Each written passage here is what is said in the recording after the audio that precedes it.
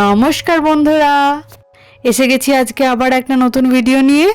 চলুন আজ আপনাদের সাথে একটা মাশরুমের চট জলদি রেসিপি শেয়ার করি, যেটা কম করে 30 মিনিটের মধ্যেই তৈরি হয়ে যাবে, যার মধ্যে বেশি তেল মশলা বেশি কিছু সেরকম সরঞ্জাম লাগবে না। খুব সহজেই বাড়িতে বানিয়ে নিতে পারবেন, যেটা ফ্রাইড রাইস, রুটি, পরোটা সবার সাথে একদম জমে যাবে। চলুন শুরু করি। প্রথমে মাশরুমগুলোকে খুব ভালো করে পরিষ্কার করে কেটে নেব। তারপর রসুন, পেঁয়াজ, ক্যাপসিকাম কেটে নেব। আর যদি স্প্রিং অনিয়ন থাকে তাহলে স্প্রিং অনিয়নকেও কেটে নেব। কড়ায় অল্প একটু তেল গরম করে নেব। তারপরে ওর মধ্যে রসুন কুচিগুলো দিয়ে দেব। দেখুন রসুন কুচিগুলো দিয়ে দিলাম।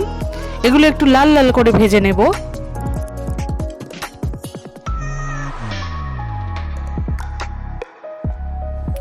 লাল করে ভাজা হয়ে যাওয়ার পরে পেঁয়াজ কুচিগুলো দিয়ে দেব। পেঁয়াজ কুচিগুলোকেও অল্প একটু ভেজে নেব। দেখুন পেঁয়াজ কুচিগুলো আমি দিয়ে দিলাম।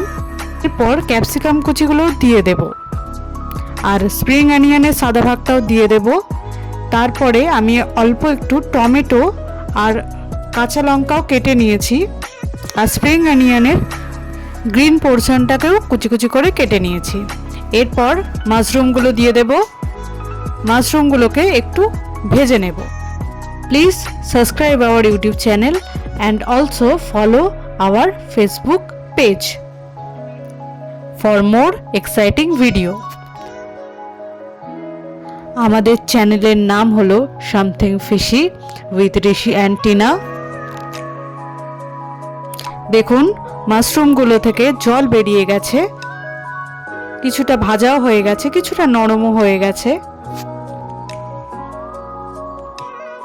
এরপর টমেটো কুচিগুলো আর লঙ্কা কুচিগুলো দিয়ে দেব।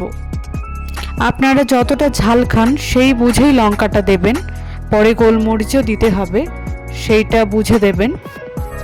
এবারে একটু চাপা দিয়ে দেব।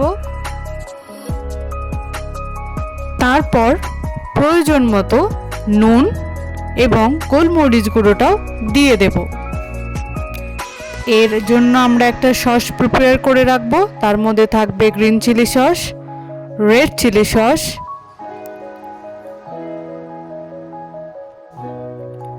আর সয়া সস। এরপরে দেবো প্রয়োজন মতো টমেটো কেচাপ,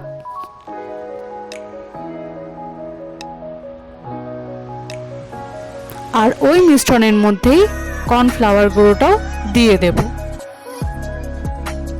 সেটা একসাথে গুলে রাখবো। দেখুন এই মিশ্রণটা আমি দিয়ে দিচ্ছি এর মধ্যে। এরপরে একটু প্রয়োজন মতো জলও আপনারা দিয়ে দিতে পারেন। এরপর কিছুক্ষণ ঢাকা দিয়ে ফোটালেই রেডি হয়ে যাবে। তারপর স্প্রিং অনিয়নের গ্রিন পোর্শনটাও এর মধ্যে দিয়ে দেব। ব্যাস রেডি হয়ে গেল টেস্টি টেস্টি চিলি মাশরুম।